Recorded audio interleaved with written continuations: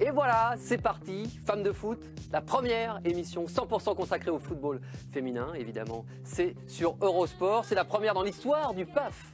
Mesdemoiselles, messieurs, le paysage audiovisuel français, mais pas que, c'est aussi une grande première en Europe. Et honnêtement, Eurosport est pas peu fier. Alors, soyons clairs, Femmes de foot, c'est tout, les lundis soirs, 1 heure d'émission dans la foulée du rendez-vous hebdomadaire de la Ligue 2 et du Grand Plateau, présenté par l'excellente Karine Galli, une femme qui sait parler du football masculin. J'espère en faire de même avec le football féminin. Bref, pour cette grande première, nous allons vous proposer un retour complet sur la qualification de l'équipe de France des Bleus pour le mondial canadien au mois de juin. Ensuite, on passera au football féminin, le D1, la 3e journée, un retour complet sur ce qui s'est passé ce week-end, notamment avec les victoires du Paris Saint-Germain et de l'Olympique lyonnais. Mais vu que Femmes de foot ne veut pas parler uniquement du football dans l'Hexagone, nous irons voir ce qui s'est passé en Europe, sur la planète du football féminin. Qui dit Femmes de foot dit une équipe de rêve. On a tout prévu pour vous. Elle brillait sur les terrains. Elle assure devant à la caméra. Ses commentaires sont aussi précis et aiguisés que n'étaient ses tacles glissés. Merci d'accueillir Mademoiselle Cécile Locatelli. Allez, elle sait tout faire, sauf les crèmes brûlées. Elle est capable de dribbler, de jongler, de chanter et même de commenter et de prononcer sans bafouiller le nom de la gardienne du PSG. Merci d'accueillir Candice Prévost. Il nous fallait quand même un homme dans cette affaire de femmes. Il a tout gagné avec les filles de l'Olympique lyonnais. Il a eu parfois des comportements d'homme avec des phrases haut et fort. Merci d'accueillir dans la grande famille d'Eurosport, Monsieur Patrice Lair. Ça promet, ça promet. Enfin, ils sont encore à l'échauffement, mais quand ils vont rentrer, je vous préviens, ça ne va pas rigoler. Nos deux chroniqueurs, ils sont meilleurs que Tic et Tac, Colib et Tom, que Jules et Jim, que Jeanne et Serge, qui vous voulez. Monsieur et Madame Mélina Boetti et Thomas Mekisch. Allez, on est prêts. Et puis enfin, Femmes de foot, chaque semaine, vous aurez la chance d'avoir une invitée de choix. Quand il s'agit de marquer, elle s'y connaît. Elle a déjà au moins 57 buts à son compteur en équipe de France. Elle brille chaque saison avec le Paris Saint-Germain. Merci d'accueillir aujourd'hui Mademoiselle Marie-Laure Denis. Marie, moi je veux un bisou. Toi tu mérites un vrai bisou. T'es prête? Oui, bien sûr. C'est parti, générique.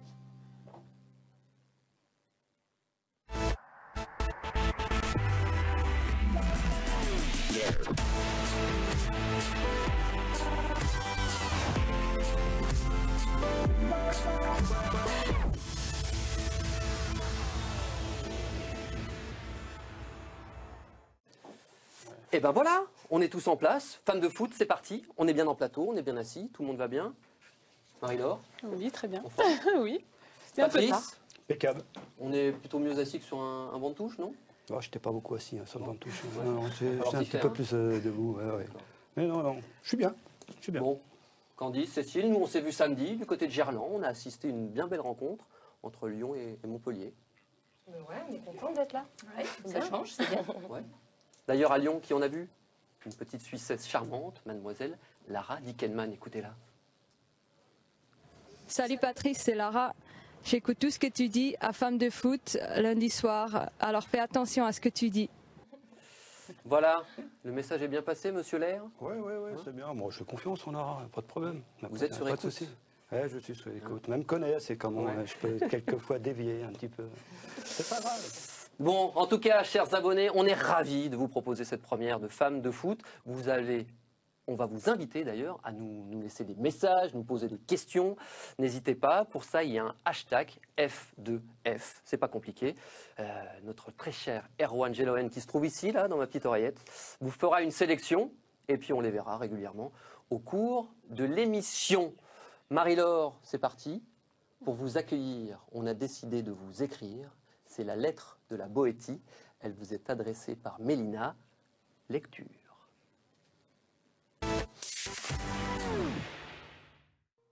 Cher MLD, avec de telles initiales, une autre est devenue propriétaire d'un club de foot dans le sud de la France. Vous non. Vous avez décidé, malgré votre claustrophobie, de squatter en toute impunité les surfaces de réparation aux quatre coins du monde. Pas de taxe d'habitation, juste un droit au but. MLD ou ce modèle logique de données en langage football, 4 à la récupération, redoublement de passes, jeu en triangle, 23 pour 15 qui retrouve 9 lancés dans le couloir. Centre millimétré pour 18 équivaut ou égal à... MLD, vous auriez pu être morte de rire, mais vous avez préféré être mobile, lucide et décisive. MLD aka Godzilla selon Elodie Thomis. En même temps, vous êtes effrayante de réalisme. 57 buts en bleu en 78 sélections, 24 réalisations en 20 matchs pour votre retour à la capitale.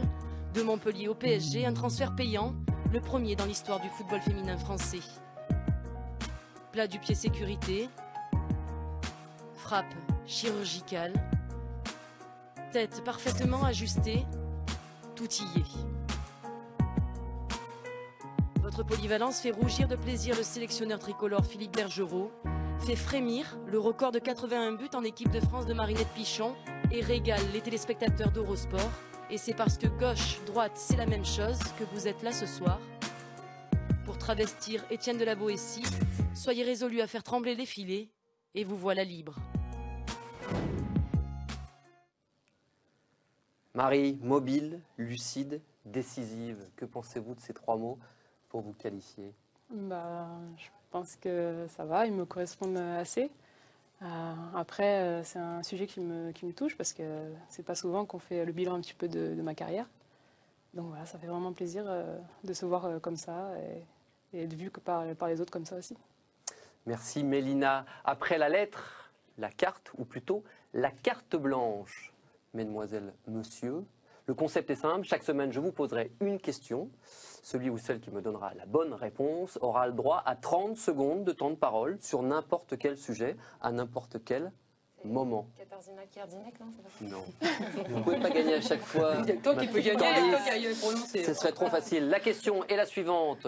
Marie-Laure Delis, combien a-t-elle marqué de buts lors de la précédente Coupe du Monde 2011 en Allemagne? Cécile.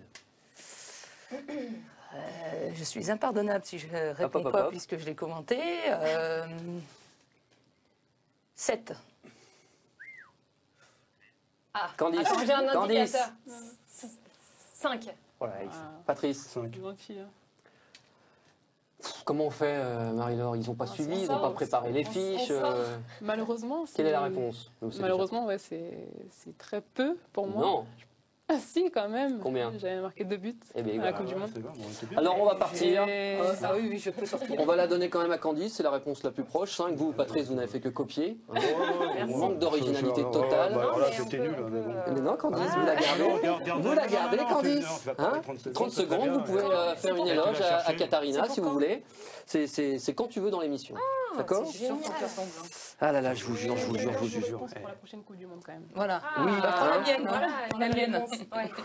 Bon, la Coupe du Monde, la transition est toute trouvée. Hein. Je vous signale que c'est un métier, les transitions. Apprenez un petit peu comme ça. On va parler de la Coupe du Monde 2015, évidemment, et la qualification des Bleus. Leur parcours sans faute, le 10 sur 10 réussi par l'équipe de Philippe Bergerot. On aborde le débat. Mais avant, regardez ces images super sympas au sein des Bleus qui nous sont proposées par la 3F et par Antonio Messa.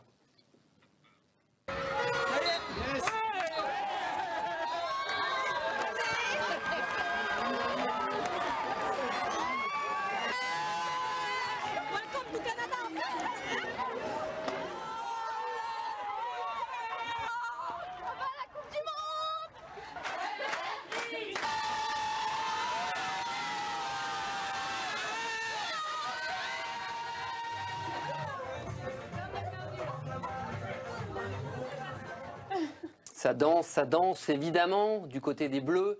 Je sais que vous êtes une bonne danseuse, Marie-Laure, également. Non. Vous n'allez pas me faire danser ce soir, ça c'est sûr. Pas tout de suite. Ah, Mais on n'a pas dit notre dernier mot. Bon, plus sérieusement, c'est Bleu, c'est vraiment le contrat est rempli, comme on dit, c'est une bonne chose de faite. C'était l'objectif de se qualifier pour la Coupe du Monde. On a fait un sans faute, on n'a pas pris beaucoup de buts, on en a marqué beaucoup. Donc voilà, c'est bien, c'est de bon augure pour la suite. On va revoir, si vous le voulez bien, cette double confrontation qui était déterminante face à la Finlande. Ça, c'était le match avec ce superbe but de Louis Anessif. C'était en Finlande, le match retour, l'ouverture du score. Et puis le deuxième but, inscrit par Gaëtan Tinet. C'était déjà dans la poche. Et puis le match retour, qui a été un petit peu plus compliqué, mesdemoiselles, messieurs, ce match retour. Oui, mais bon, la qualification était atteinte. Bon, c'est vrai que les gens peut-être attendaient un peu plus de panache, un petit peu peut-être plus d'envolée offensive. Non, mais bon, c'est une victoire, 3-1, ils ont fait le job. C'est toujours la même chose. Il va falloir être performant, c'est à la compétition, à la Coupe du Monde. Non, moi j'ai trouvé que c'était 2 matchs. L'équipe a été sérieuse, a fait le boulot sur le premier match, patiente, bien maîtrisée, marqué des beaux buts, parce que les 2 buts sont magnifiques. Louisa, et après le ballon de Camille, et aussitôt le petit piqué de Gaëtan. Non, j'ai trouvé ça. J'ai pris du plaisir à regarder le match. Non, il faut en garder un petit peu sous le pied pour les prochains matchs amicaux, pour bien se préparer. L'Algave, puis après, aller chercher le titre. Cécile, on a un petit peu demandé pourquoi Philippe Bergerot avait peut-être pas essayé davantage de filles sur le deuxième match, alors que la qualification était déjà en poche. Vous pensez qu'il a déjà peut-être son 11 en tête ou peut-être 12-13 joueuses? Il veut s'asseoir sur ce groupe-là ou pourquoi est-ce qu'il n'a pas essayé davantage? Je pense que forcément, il a une idée un petit peu de ses, entre guillemets, titulaires. Mais je pense aussi que de revenir en France, jouer un match, même si la qualif était faite devant le public français, il faut donner le spectacle que ce public mérite. Et je crois que voilà, les filles ont été très sérieuses, comme le dit Patrice, ont montré aussi du spectacle, des buts. Elles ont fait le job. Après, c'est sûr qu'elles pensent aussi au match en club. Il y a la Coupe d'Europe qui arrive. On sait que l'ossature, Olympique Lyonnais et PSG sont là. Donc je crois que c'était très sérieux. Et pour le public français, ça méritait d'avoir une belle équipe de France. Bon, Marie-Laure, le dernier but, il est pour vous. Le 57e. Oui. Franchement, les statistiques, votre pourcentage de sélection but marqué reste toujours aussi exceptionnel. Oui, mais je trouve pas encore assez. C'est pas encore assez exceptionnel. J'aurais envie de marquer vraiment à tous les matchs. Et voilà, c'est le but premier d'une attaquante. Donc voilà, j'essaie de faire le boulot au mieux. Et voilà, ça, pour l'instant, la Coupe du Monde dont on parlait, justement, un super souvenir. Oui, là, le deuxième contre l'Allemagne. C'était compliqué en plus, une rencontre très compliquée. Qu'est-ce qui a changé justement entre cette Coupe du Monde 2011 et cette Coupe du Monde à venir au Canada? On a beaucoup d'attentes.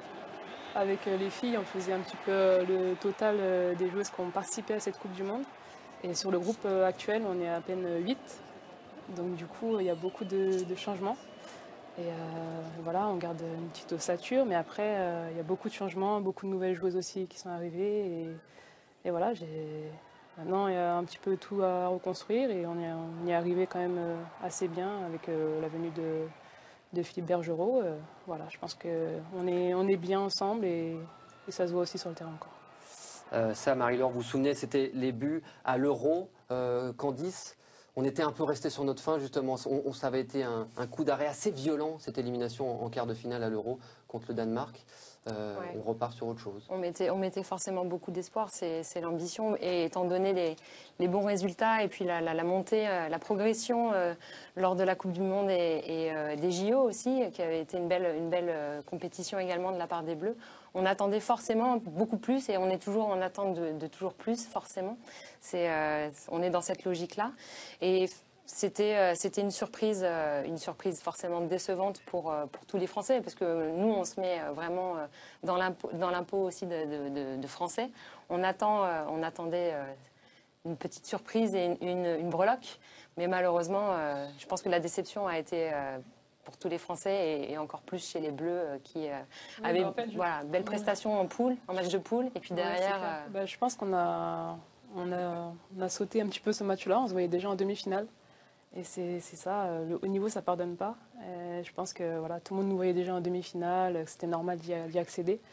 Et non, il faut jouer les matchs les uns après les autres, et c'est comme ça qu'on y arrive. Et je pense qu'on a un petit peu sous-estimé peut-être cet adversaire-là, et au final, on n'est pas passé, quoi. Non, il faut plus du tout penser à ça. Il faut plus du tout penser à ça. Maintenant, il faut se projeter sur autre chose, sur la compétition, sur cette Coupe du Monde. Je suis persuadé. Bon, Philippe, je suis persuadé aussi qu'il connaît un petit peu son équipe. Je pense qu'il veut des automatismes, une équipe bien huilée, un bon bloc défensif, ressortir aussi assez rapidement. Il y a des joueuses techniques. Non, je pense qu'il y a une très très bonne équipe. Il y a une très très bonne équipe. Après, bon, c'est très très bien. Il faut le jour qu'on l'équipe joue les États-Unis ou joue l'Allemagne, présent à l'impact physique. Tactiquement, on est aussi bon. Techniquement, je dirais même qu'on est meilleur. Après, c'est une confiance et surtout un gros mental. Non, je suis plus qu'optimiste et j'y crois vraiment. Ce qui est intéressant aussi, c'est la mixité de ce groupe. Tu as des anciennes, tu as des jeunes, tu as une espèce de mélange d'expérience, parce que tu as des jeunes qui ont atteint, qui ont chopé les titres. Elles sont, je pense que ça va être un bon groupe. On a l'impression que ça vit bien, on l'a vu sur les images. Je pense que maintenant, il n'y a plus qu'à, mais il n'y a plus qu'à est difficile aussi à aller chercher, parce que c'est une compétition. Il n'y a plus qu'à. C'est plus dur. Après ce que disait Marie-Laure, il y en a quand même encore 8 de l'épopée de 2011 qui sont encore là. Et les jeunes, il ne faut pas oublier qu'elles ont gagné aussi des titres. Elles ont gagné le championnat d'Europe U19, elles ont gagné avec les U17. Bon, elles ont fait la Coupe du Monde U20 où elles ont quand même remporté une médaille. Alors même si je sais que chez les jeunes, il y a quand même cette culture de la victoire qui commence à arriver, et je pense que ça peut être un plus pour cette équipe de France. Ouais, mais bon, c'est l'expérience aussi. Il faut de l'expérience. Je pense que peut-être encore tôt pour certaines petites jeunes encore. Je pense qu'il faut une équipe mature, costaud, qui sur les grandes compétitions, il faut de l'expérience. Ouais. Et après, non, puis il y a le talent, puis bon, c'est toujours pareil. Puis ça se côté aussi de revenir. À qui vous pensez quand vous dites ça? Non, les noms, j'ai pas envie de dire les noms. Mouille-toi. Non, je ne dirai pas les noms. Moi, je dis franchement, l'ossature, on regarde des matchs, on sait. Moi, je sais à peu près l'équipe, comment elle va être faite, je pense. Je me trompe peut-être. Bon, Philippe, là, c'est certainement mieux que moi. Mais non, on voit que la façon de jouer, il y a quelque chose. Je trouve que c'est très, très intéressant. Il y a des filles qui passent un cap. Mais après, bon, naturellement, il faut le confirmer sur le terrain et au moment de la compétition. Il ne faut pas se louper, c'est bon, tout. C'est bien, vous êtes bavard, je vous félicite mes consultants, c'est déjà bien parti pour ce Femmes de foot. L'équipe de France, évidemment, ce sera un de nos feuilletons pendant toute la saison. Mais là, on va se pencher sur la division 1 féminine avec ces 3e journées. Vous voulez tout savoir, vous voulez tout connaître de ce qui s'est passé ce week-end. Polly Schatz va vous le raconter. Écoutez. 3e journée de D1, 12 équipes, 6 matchs et pas vraiment de surprise. Après 2 victoires en 2 rencontres, les Lyonnaises ont passé avec succès leur premier vrai test de la saison. Opposées à Montpellier, les troupes de Gérard Prêcheur ont su allier rapidité et efficacité. En témoigne ce premier but d'Ada Egerberg à la 4e minute de jeu. En tout début de 2e période, la jeune Norvégienne essaye de nous faire croire qu'elle est bien l'auteur du 2e but lyonnais. Mais le ralenti ne trompe personne et c'est bien Boussaglia qui double la mise. À la 69e minute, Rémi Tissier tire la sonnette d'alarme. Il ne surtout pas encaisser un 3e but pour Laetitia Philippe et ses coéquipières, sinon la fin de partie risquerait d'être longue. La fin de partie fut effectivement bien longue pour Montpellier puisque quelques secondes plus tard, Camilla Billy profite d'un cafouillage dans la surface pour faire une nouvelle fois trembler les filets de Laetitia Philippe. Et quitte à s'imposer, autant soigner au maximum le goal average. Dernière minute de jeu et 4e réalisation pour Lyon grâce à la patte d'Eugénie Le Sommer. 4 buts marqués, aucun encaissé. Victoire ultra solide de l'Olympique lyonnais. Le patron est évidemment satisfait, mais il n'est pas encore comblé. C'est satisfaisant au niveau du résultat, effectivement, le fait de pouvoir concrétiser des occasions, également de ne pas prendre de but. Je suis un peu moins satisfait sur notre collectif. Je pense qu'on peut mieux faire, j'en suis convaincu. Peut-être qu'on manquait un peu de fraîcheur pour pouvoir imposer notre collectif. On pouvait moins jouer une touche de balle, on était moins présent dans les temps de passe. On était obligé de contrôler un peu plus. Paris Saint-Germain joue nos adversaires le match suivant. Donc à chaque fois, ça leur met une pression quand on a un résultat positif comme celui-là. La pression, le Paris Saint-Germain ne semble jusque-là pas en souffrir. Alors certes, le club de la capitale n'a pas encore croisé de gros cadors, mais une victoire 7-0 reste une performance à saluer. Ce dimanche, le PSG a mis une demi-heure pour faire craquer la défense messine. Mais une fois le premier but signé Caroline Seger, la punition pouvait enfin commencer. 2-0 à la pause, puis 3, 4, 5 et 6-0 grâce aux réalisations d'Alouchi, Oran et Aslani. À 2 minutes du coup de sifflet, un but contre son camp sale encore un peu plus l'addition. Troisième match et troisième victoire pour Paris qui a désormais rendez-vous avec Montpellier et donc peut-être aussi avec la pression. Beaucoup moins de buts, mais beaucoup de rythme et de densité lors de la rencontre entre Arras et Rodez. Un partout dès la 4e minute de jeu grâce à Lemaître et Bultel. On se demande bien ce que va nous réserver la suite. La suite, eh bien, c'est une ribambelle de frappes, d'arrêts et de tentatives déjouées. Les deux camps sont au taquet, mais le compteur reste bloqué. Un partout, score final. La vie est pour l'instant un long fleuve tranquille pour Juvisy qui a signé son 3e succès. La victoire 3-0 face à Albi grâce à Camille Catala et au doublé de Gaëtan Tinet. Un résultat précieux puisqu'après avoir affronté 2 promus, les Juvisiennes sont attendues au tournant. Dimanche prochain, elles recevront l'OL avant d'aller défier le PSG. 2 autres résultats pour compléter ce tour d'horizon. Victoire 2-1 de Guingamp sur la pelouse de Saint-Étienne qui tombe donc dans la zone de relégation. Enfin un score nul et vierge entre les Chouettes d'Issy-les-Moulineaux et les Charentaises de Soyo.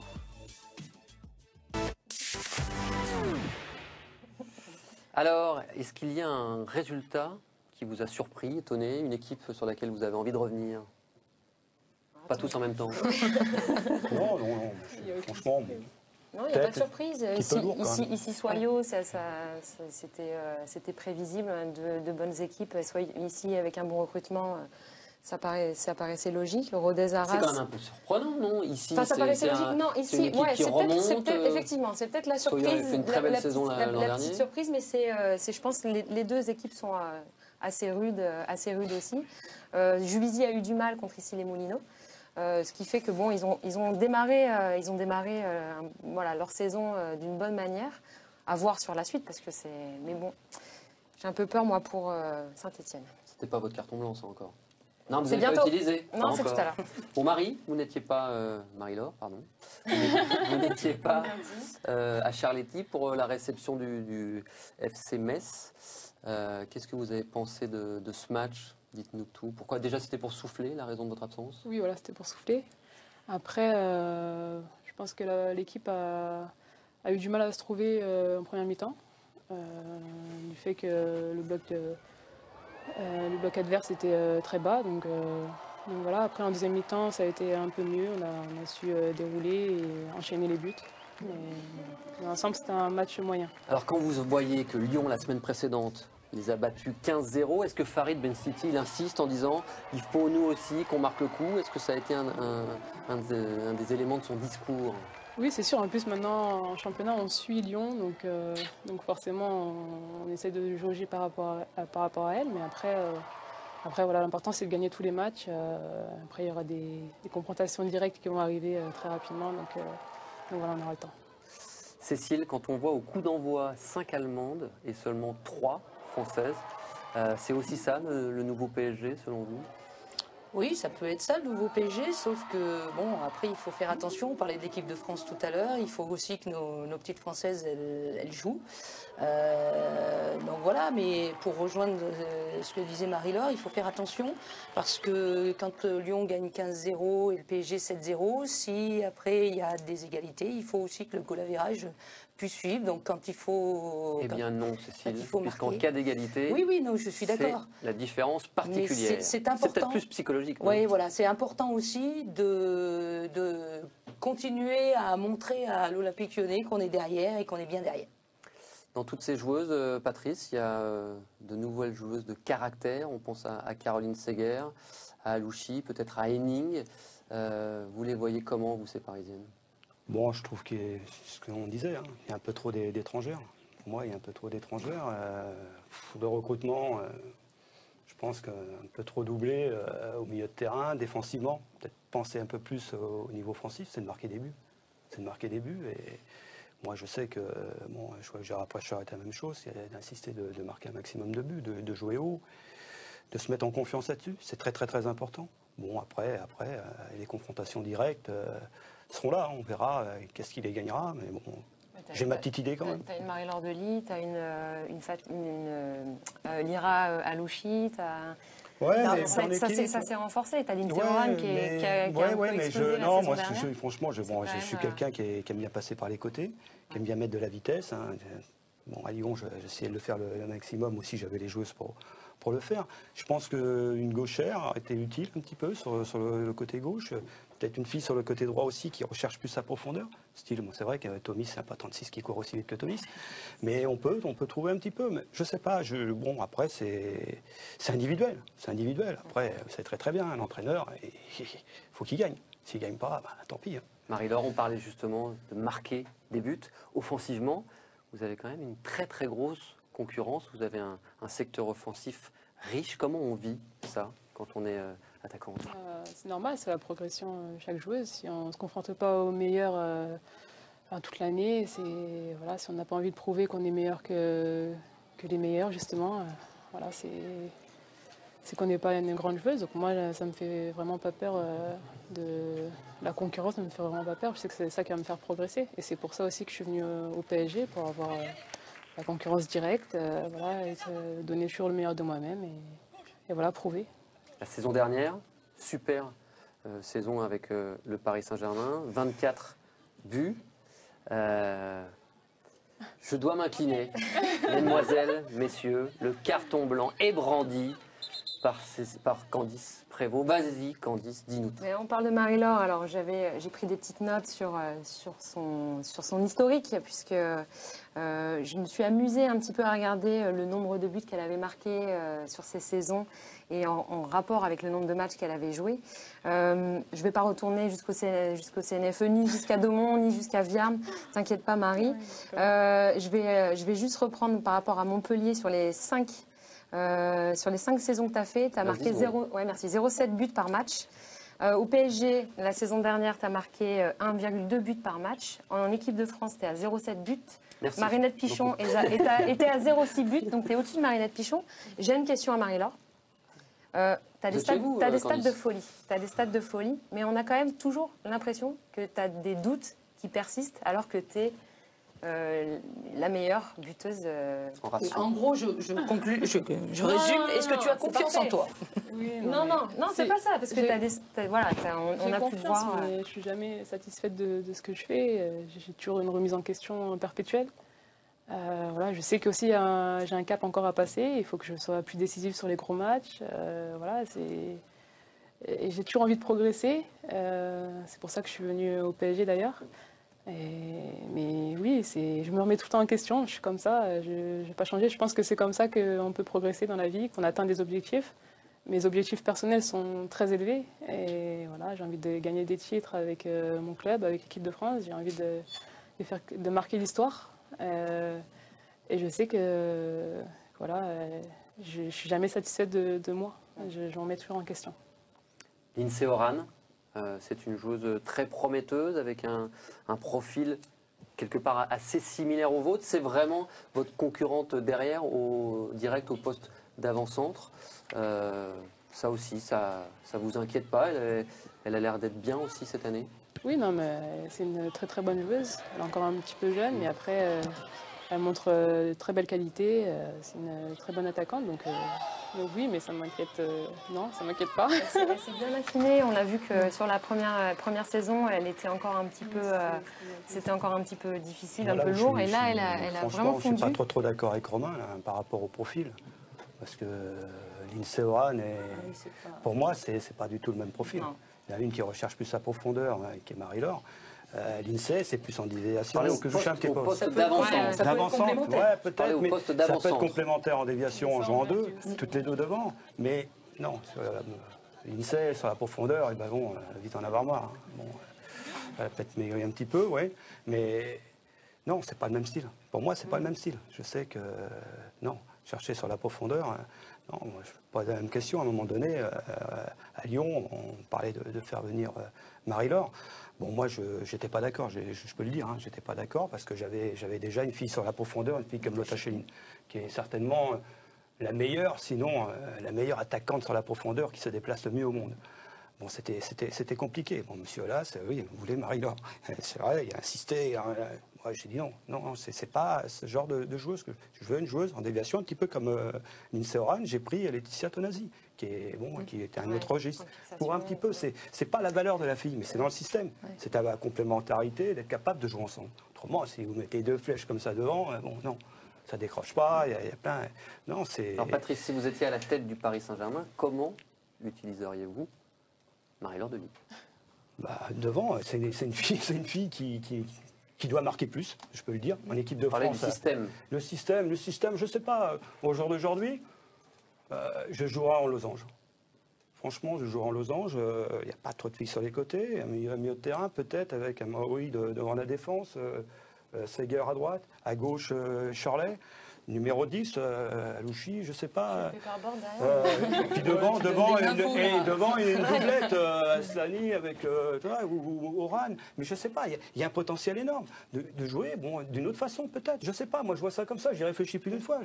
Je regarde les matchs, maintenant je suis sur le côté, je regarde les matchs, c'est comme un match des garçons, j'essaye de changer un peu les équipes, je continue un petit peu à travailler, je cherche un club, mais là c'est comme ça, c'est tout, j'essaye de me mettre à place du coach.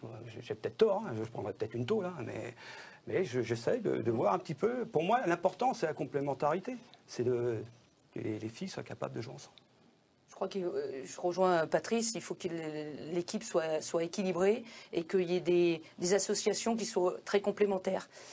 Sur le match, par exemple, de Guingamp-PSG, c'est vrai qu'on avait du mal à trouver ces complémentarités parfois. Alors moi, je n'ai pas vu celui de Metz, mais voilà. Après, il faut que ça se rôde aussi. Par exemple, le milieu de terrain, Seger-Kroos, ça c'est quelque chose, ok.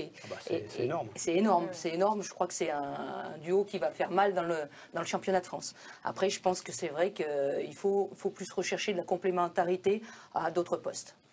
Alors on va passer, si vous le voulez bien, à l'Olympique lyonnais. On était à Gerland, c'était l'affiche d'Eurosport ce samedi. C'était le premier véritable test de la saison entre deux prétendants, les fameux prétendants du Big Four, comme on dit, dans la D1 féminine. Lyon a une fois de plus marqué les esprits quand on dit ça. C'est la continuité. Lyon, c'est la régularité, on les connaît. On l'a dit pendant le match, Montpellier, c'est un peu new look. Il y a beaucoup d'anciennes qui sont parties jouer à Nîmes. On a vu sur le mercato d'été. Forcément, il y a des réadaptations. C'est pas encore huilé comme il faudrait. Puis c'est très jeune encore, faut le dire. C'est vraiment très jeune. Et puis Lyon, c'est régulier. Il y a juste eu un changement. C'est Toto Tonadi qui est parti pour Montpellier et qui était blessé, qui a vraiment manqué aussi à cette équipe de Montpellier. Et puis il y a cette nouvelle joueuse, Ada Egerberg, qu'on reverra tout à l'heure aussi. Mais c'est la régularité, c'est l'expérience et c'est encore forcément au-dessus du lot, bien évidemment. Il y a eu un autre gros changement Candice quand même. C'est un changement d'entraîneur. Vous l'avez regardé cette équipe de Lyon, Patrice? Non, j'ai regardé le match. Mais bon, c'était bon signe parce que j'ai pas zappé, j'ai pas changé. Juste en deuxième mi-temps, j'ai regardé un petit peu Marseille-Rennes. Mais ça, je suis resté quand même supporter rapidement, tac. Mais non, j'ai pris du plaisir. Je l'admets, j'ai pris du plaisir dans le jeu court, dans les déplacements. Bon, on voit bien que ça manque encore un petit peu de complémentarité sur certaines choses. Non, il y a les balles arrêtées. Johan Vivier, je pense qu'il a bien travaillé là-dessus. Il y a eu les corners, les coups francs. Non, j'ai vu de la variété. J'ai retrouvé des joueuses aussi, peut-être, ils découvrent un autre coach, une autre façon de travailler, une autre motivation. Ça, je le disais bien, il fallait un changement. Bon, le changement, c'est que je sois parti. Il faut le reconnaître, à un moment donné, on était au bout. On était au bout de 4 ans. On a eu la chance, avec ces filles-là, grâce à ces filles-là, pour la plupart du temps, pour gagner des titres. Mais non, franchement, je pense qu'ils vont faire une grande saison. Puis cette Norvégienne, c'est une très très bonne joueuse. Toto était une très bonne joueuse, mais elle a quelque chose. En plus, elle est souriante, on voit qu'elle prend du plaisir. Puis il y a des filles qui sont très très bonnes. Une fille comme Amandine Henry, en ce moment, elle est sensationnelle. Avec l'équipe pilote de France, elle était très bonne. Là au milieu, je dirais même qu'elle est un peu trop en forme. Mais bon, un peu trop tôt. Mais c'est bien. Mais Lyon sera encore très très difficile à bouger. On en reparlera plus tard, Patrick. Cécile? Oui, alors bon, moi toujours très critique envers Lyon parce que c'est mon ancien club et puis je veux toujours que ça s'améliore. J'ai peut-être trouvé un peu moins de variété, surtout en deuxième mi-temps. Alors on sait que Gérard Prêcheur, c'est un jeu en possession. Oui, c'est pour ça que tu as zappé, j'ai bien compris. Et c'est vrai que là-dessus, comme tu le disais, il vraiment s'attache cette année sur les coups de pied arrêtés avec Johan Vivier. Ils font de gros exercices là-dessus. Et c'est vrai qu'en deuxième mi-temps, on a senti une équipe qui s'enfermait un petit peu dans dans l'entonnoir et qui commençait à oublier les variétés. Et puis juste revenir sur cette joueuse, Ada Hegerberg. En effet, elle arrive toujours avec le sourire, elle a une pêche d'enfer, elle sait défendre, elle sait attaquer, elle est généreuse. 19 ans, je pense que voilà, Schelling et Hegerberg, ça va faire. On a marqué quand même beaucoup de buts aussi sur balle arrêtée, nous. Bien sûr. Attends. Tu dis encore on? Hein? Bien sûr. Ouais, je me surprends des fois quand je commente à dire on aussi, d'ailleurs. Il faudrait pas que je le dise. Non, mais bon, franchement, quand je les vois jouer, quand vous passez 4 ans, vous avez gagné tout avec ces filles-là, c'est difficile. On n'oublie pas, dans 20 ans, ça sera toujours pareil. Et j'en ai encore la chair de poule parce qu'on a passé des grands moments, même si ça a été dur à la fin, parce que c'était le discours et passé moins. Mais ça a été énorme. Ça a été 4 ans extraordinaire. Un petit tweet justement pour ouvrir le hashtag F2F, proposé par Erwan Geloen, si vous le voulez bien. Marie-Laure, aimerais-tu jouer à l'Olympique lyonnais?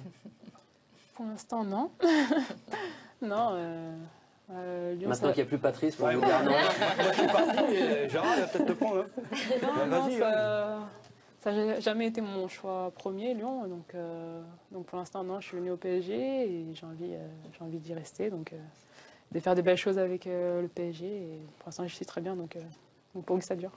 Parce qu'on évoquait justement les statistiques, le ratio but extraordinaire. Merci. En revanche, en termes de palmarès, c'est vrai que c'est encore assez maigre. Oui, c'est clair. À part les 2 tournois de Chypre et la Coupe de France, que j'ai gagné aussi avec Montpellier.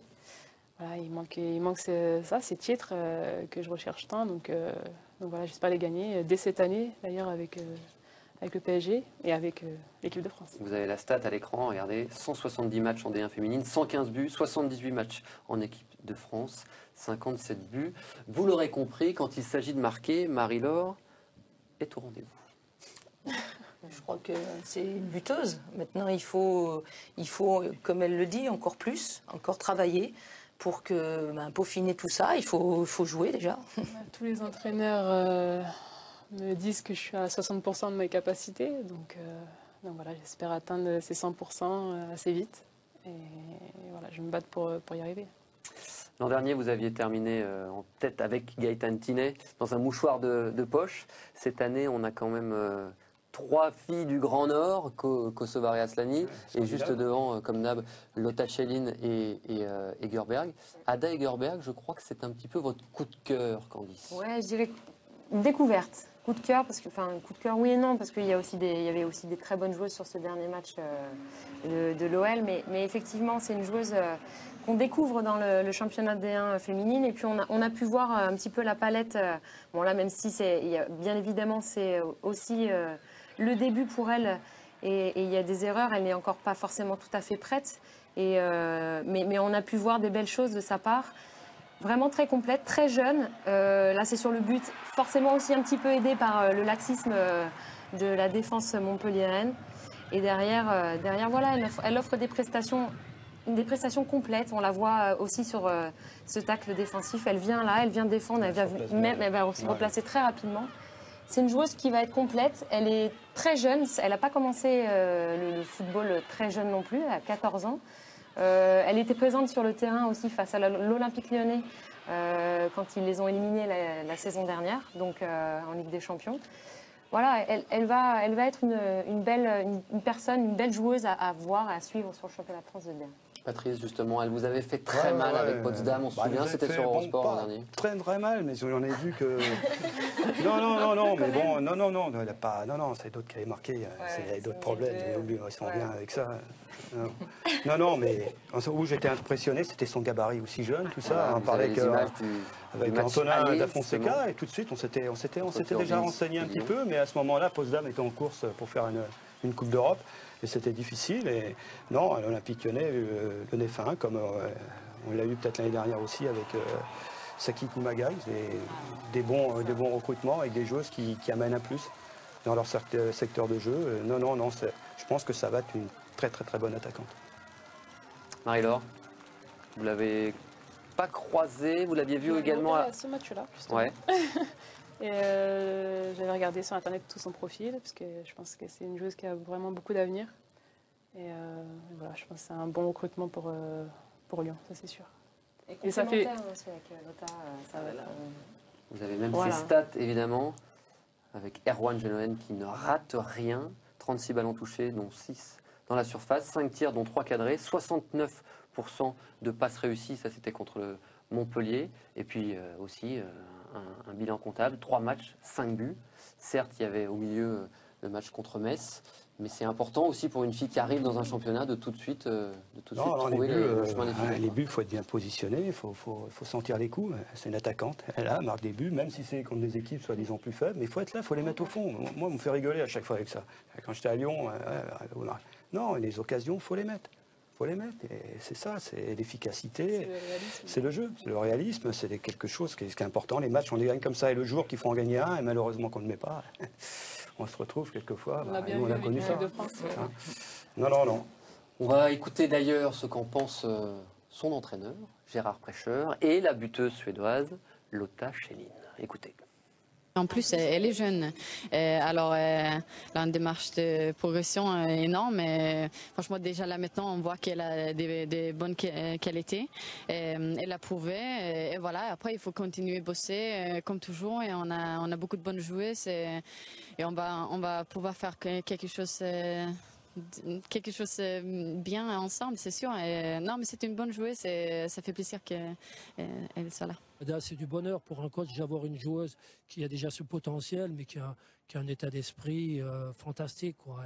Elle a un potentiel pour attaquer, elle a un goût à l'effort pour défendre. C'est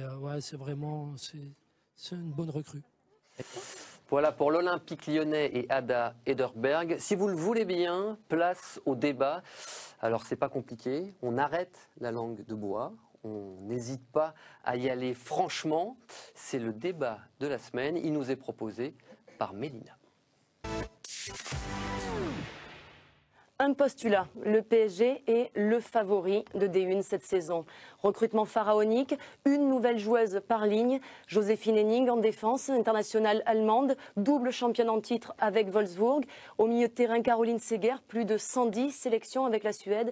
Et enfin, en attaque, Fatmir Alouchi. Fatmir Alouchi a son actif 2 Ligues des Champions, 2 championnats d'Allemagne et une Coupe du Monde avec la Nationalmannschaft. C'était en 2007. Donc le PSG joue la carte de l'expérience, mais pas que. Jeunesse de mise au PSG, Cassie, Dali, Amraoui, 3 noms, 3 joueuses, 3 néo-internationales tricolores qui arrivent à maturité. Sans oublier évidemment Kosovare Aslani, 4 buts déjà cette saison en 3 matchs. Et enfin, un dernier argument pour corroborer ce propos, un souvenir, 14e journée de D1, saison 2013-2014. On a une affiche, OL PSG, et ce but victorieux de Laura Georges. Le PSG, ce 18 janvier, fait tomber Lyon à Gerland et met fin à une série de 87 matchs sans défaite. La brèche est ouverte, alors dites-nous pourquoi Lyon ne sera plus le champion. Patrice. Non, mais franchement, il y a plusieurs studios, là j'ai dû me tromper. Non, je ne suis pas dans le bon studio. Non, attendez, on va pas dire ça. Attends, on peut dire ça. Non, on ne peut pas dire ça. Sur tous les arguments qu'a dit il y a Mélina. une équipe qui est costaud, qui a déjà remporté beaucoup de titres, qui a une ossature, en plus qui s'est renforcée, qui est peut-être plus forte. Je vois pas qu'est-ce qui peut arriver à Lyon. Renforcer où? Ouais, Gerbeck, un autre discours, quelque chose aussi, c'est reparti. Il y a autre chose. À un moment donné, on a été moins bien la saison dernière. Une autre façon de jouer aussi, donc du coup, une réadaptation peut-être autre chose. Mais bon, ce qu'on a fait avant, on peut apporter aussi. Peut-être un jeu plus direct. Bon, je pense que ça, mélanger un petit peu pour un jeu plus en possession, ça va être des arguments supplémentaires. Les balles arrêtées aussi, plus de variété, plus de combinaisons.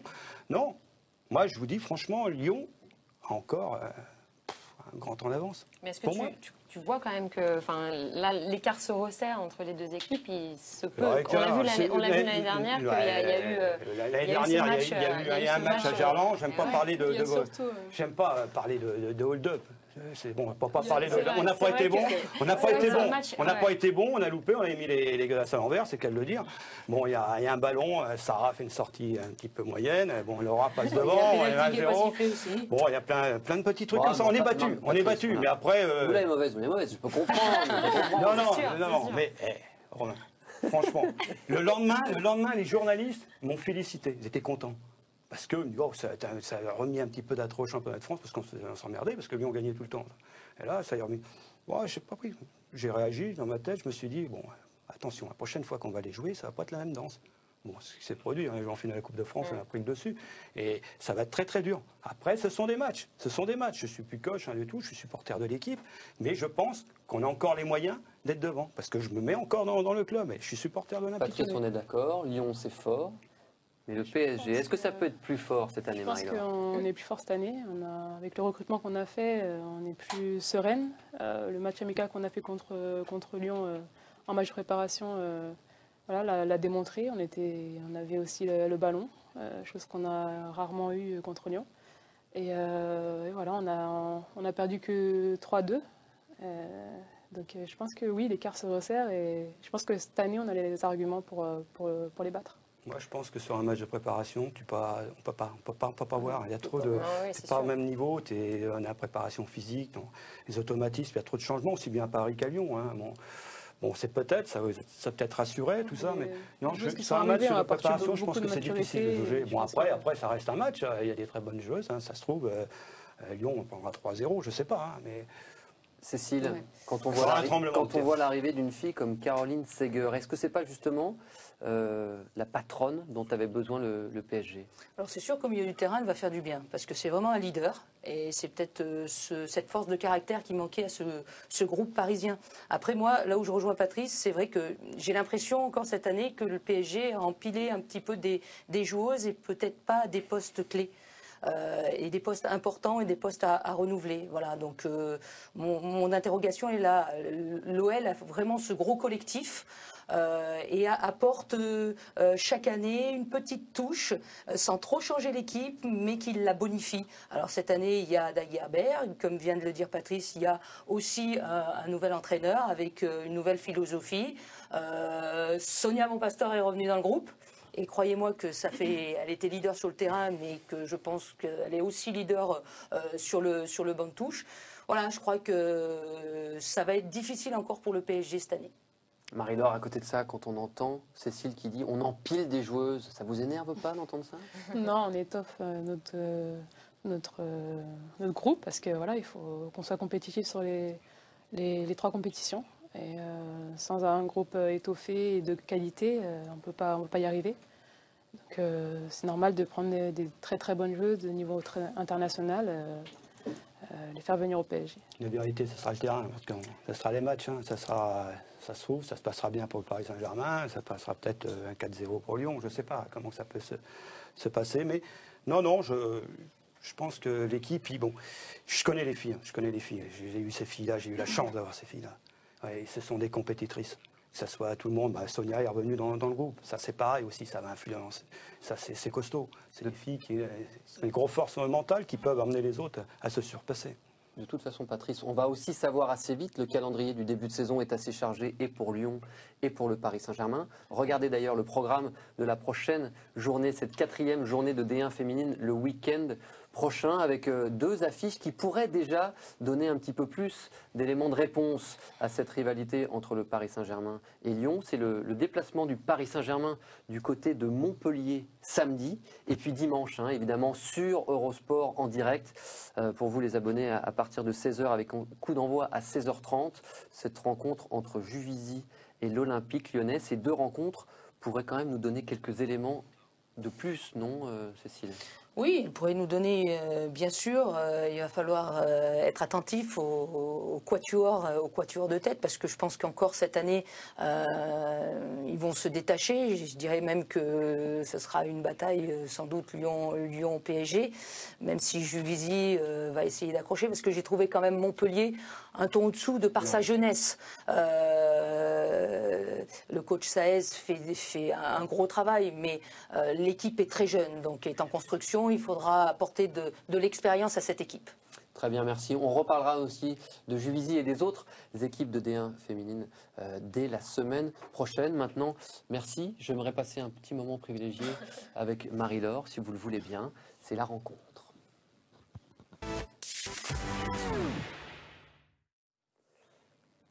Marie-Laure, on va être tous les deux. Hein, On oublie un petit peu nos consultants, hein, ils ont toujours envie de donner leur avis, parler de tout. Moi, je vais vous proposer 3 photos et j'aimerais juste que vous me disiez ce que vous en pensez. La première, c'est cette photo d'une femme qui aura peut-être, qui est pour vous peut-être quelqu'un que vous trouvez un modèle féminin. Vous allez la voir si Erwan nous entend. Ça, c'est une femme. C'est un autre type de femme. Non, mais je vais vous expliquer. Mais dites-nous tout. En fait, je suis arrivée en sélection U19 avec Elodie Thomis. J'étais surclassée, j'étais la plus jeune. Et j'étais dans sa chambre. Et le surnom qu'elle a su me trouver, c'était Godzilla. Je sais pas pourquoi. Par ma carrure, j'étais pas aussi fine que ça avant. Et voilà. Pour elle, j'étais Godzilla. Et depuis, c'est resté. Ça fait 12 ans. Tu sais, c'est le moment de balancer les autres, là. Ouais, non, mais là, je crois qu'on peut pas faire pire. En voyant la photo. Passons à la photo suivante, s'il vous plaît, Marie-Laure. Ah, Jessica Alba. Non, c'est une actrice que j'aime bien. Elle est très belle, je trouve. C'est une des plus belles femmes du monde. Voilà. Pour vous, elle a l'air simple et belle à la fois. Oui, c'est vrai. C'est un modèle un peu. Je me trouve simple et belle à la fois, ouais. Non, mais j'aime bien la simplicité et voilà, la classe et ce qu'elle incarne un petit peu. Voilà, une autre photo qui, elle, va vous rappeler peut-être d'autres bons souvenirs. Je ne savais pas qu'on allait parler de tout ça. Alors, c'est la loco? Eh oui. Oui, c'est un plat africain, les bananes africaines. Vos origines ivoiriennes, est-ce que c'est quelque chose ça. qui compte pour vous? Oui, bien sûr. Je suis ivoirienne dans le sang et je suis fière de l'être. Voilà, après, ce plat-là, je l'adore.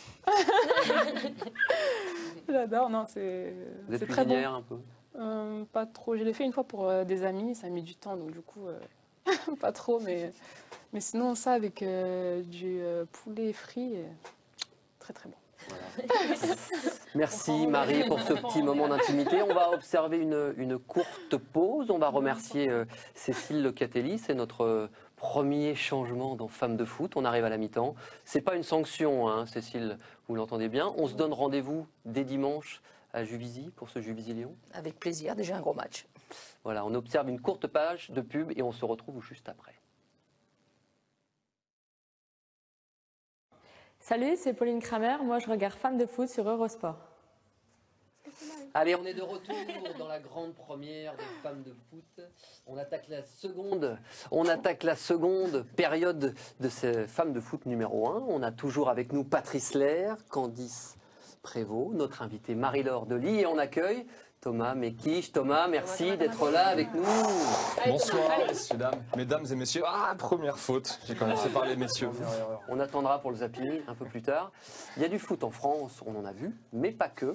Où est-ce que vous allez nous emmener, Thomas, cette semaine? Un petit peu partout en Europe avec Marie-Laure Delis. Bonsoir, Marie-Laure. Bonsoir. Est-ce que vous vous souvenez la première fois qu'on s'est vu, Marie-Laure? Non, pas du tout. Désolée. Ça commence mal. Bon, c'était le 11 juin 2011. C'était à Clairefontaine, c'était 6 jours avant mon opération du nez. Donc j'ai un petit peu changé depuis, voilà. J'étais beaucoup moins bien avant. Donc c'est peut-être pour ça que, voilà. Bon, Marie-Laure, tout d'abord, j'aimerais vous féliciter. J'aimerais vous féliciter parce que vous êtes la première joueuse qui est passée de Montpellier au Paris Saint-Germain. Et quand on passe de Montpellier au PSG sans avoir Bernès comme agent, ça n'existe plus. Aujourd'hui en France, on peut pas. Donc bravo, vous y êtes allé au talent, mais assez parlé de vous. Même si, eh bien, on va beaucoup parler de vous. Et j'en ai pas fini avec vous parce que vous êtes ma guest star. Aujourd'hui, vous êtes mon rayon de soleil. Vous êtes, eh bien, oui, vous êtes mon rayon de soleil, l'espace d'un quart d'heure. Si, il faut y croire. Mais Marie-Laure, vous l'avez vu, nous sommes dans Femmes de foot. Et dans Femmes de foot, il y a... Foot? Non. Femmes, non. Deux. Oui, 2, bien joué. 2 comme Deutschland. Et il y a eu du foot en Allemagne ce week-end, c'est bien. Le PSG, oui, il faut réfléchir forcément.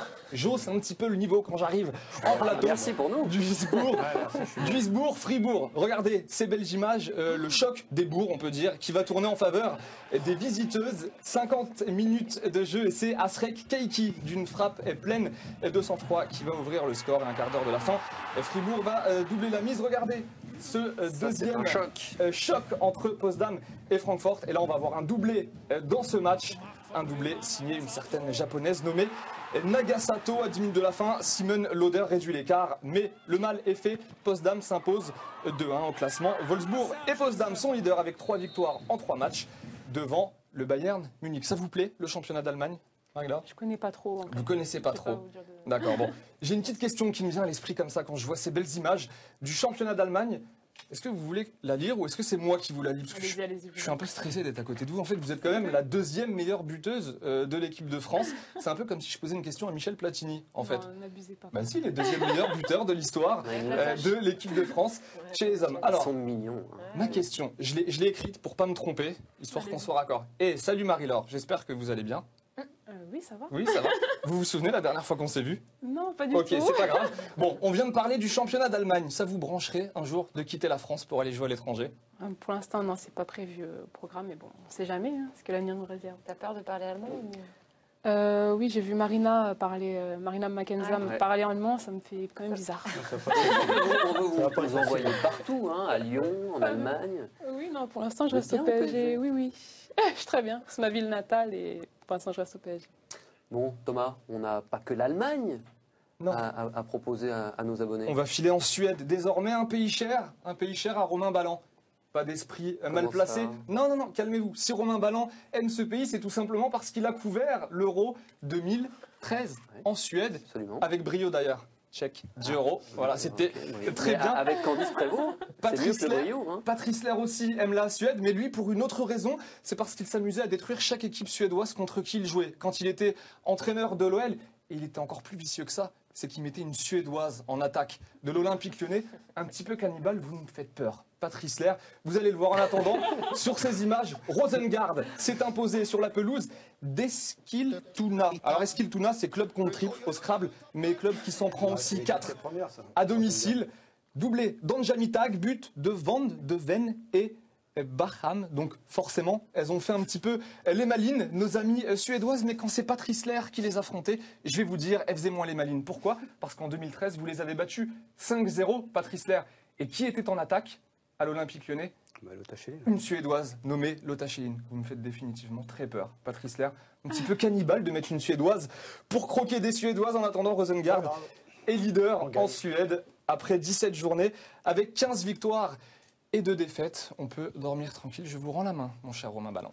Écoutez, merci. Effectivement, le championnat suédois où il y a une ancienne lyonnaise qui évolue d'ailleurs. joue à Göteborg. Je crois qu'ils sont en course pour la 2e place. Il doit y avoir Lidköping, c'est ça? Lidköping, au Rebro, ou je sais pas. Exactement. Il va falloir que tu progresses ton. Ouais, mais c'est déjà pas mal. Tu les connaissais, toi? Tu les connaissais, les clubs, toi? Tu les connaissais? Ah oui. Allez, chers amis, on est à 257 jours du coup d'envoi de la Coupe du Monde au Canada. Voilà aussi une belle opportunité pour faire le point sur les équipes qualifiées et particulièrement du côté des pays européens. On fait le point. Depuis le 17 septembre, on connaît la quasi-totalité des équipes européennes qui auront la chance de faire une virée chez nos amis canadiens. Commençons chauvinement par la France qui a empoché son billet samedi dernier après avoir battu la Finlande. Une demi-surprise puisqu'avant leur dernier rendez-vous, les joueuses de Philippe Bergerot étaient déjà certaines de conserver la première place de leur groupe. Mais grâce à ce 10e succès, nos petites Françaises terminent avec un total de 30 points, soit 100% de réussite. Autre sélection ayant rendu une copie parfaite, l'Allemagne qui a une nouvelle fois prouvé qu'elle avait su préparer l'avenir. Carton plein également pour les doubles championnes du monde qui se sont tout de même fait une petite frayeur face à l'Irlande. Dans le groupe des 30 points, on retrouve les Anglaises, alias les 3 Lionnes, qui ont été exemplaires en ne concédant qu'un seul but et en inscrivant 52. Enfin, demi-finaliste en 2011, la Suède de Lotta Schelin a également réussi un sans faute et a été la dernière à décrocher son sésame. Hormis ces 4 élèves modèles, 3 autres sélections seront de la partie. La Norvège, championne du monde en 1995, mais également 2 petites nouvelles, à savoir l'Espagne et la Suisse qui connaîtront leur première épreuve reine après un bilan identique de 9 victoires et 1 nul. Voilà donc pour les heureuses qualifiées. Reste encore une place dans l'avion et elle se disputera entre 4. Absolument, il restera juste une place à déterminer pour les équipes européennes.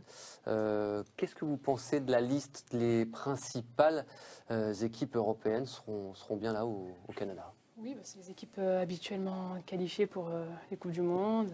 Voilà, on a l'habitude de les voir. Donc voilà, après, la Suisse est peut-être l'équipe surprise. Après, l'Espagne, pour avoir vu un petit peu jouer, les avoir joués, je pense que voilà, c'est une bonne nation maintenant. Qui monte en puissance. Oui, vraiment. Non, sinon, oui, c'est les équipes habituelles. L'Allemagne, ce sera le prochain adversaire de l'équipe de France en amical. Ce genre de rencontre, même si on parle de préparation, Patrice, ça reste quand même des moments clés par rapport à la confiance qu'on peut emmagasiner avant de les affronter potentiellement dans une Coupe du Monde? Oui, c'est sûr, ça marque le ton un petit peu de nos ambitions. On sait que si on arrive à battre l'Allemagne là, ça marquera quand même un grand coup au niveau moral et voilà, au niveau de la confiance pour nous aussi. Donc voilà, on va essayer de prendre ce match vraiment avec une grande rigueur et essayer vraiment de battre cette Allemagne. Le temps tourne, mes chers amis. Moi, je ne l'ai pas vu passer, cette première de femmes de foot. Ce sera la dernière question du jour, j'allais dire, mais du soir. Marie-Laure, qui vous est adressée. Cette première de femmes de foot, est-ce qu'elle vous a plu et que doit-on faire pour l'améliorer? Oui, elle m'a plu, même si je suis très timide. Mais c'est vrai, c'est pas vu, ça va. Et oui, non, franchement, c'est une très bonne émission. J'espère qu'il va y en avoir au moins 1000 derrière. Ça prouvera que le foot féminin progresse et que la mentalité aussi en France progresse. Donc voilà, j'espère qu'il y en aura beaucoup d'autres derrière. 1000, je ne sais pas, mais autant de buts, autant d'émissions que de buts marqués par Marie-Laure Delis. Merci beaucoup, Marie-Laure, d'avoir été avec nous pour cette première. Merci à tous, évidemment.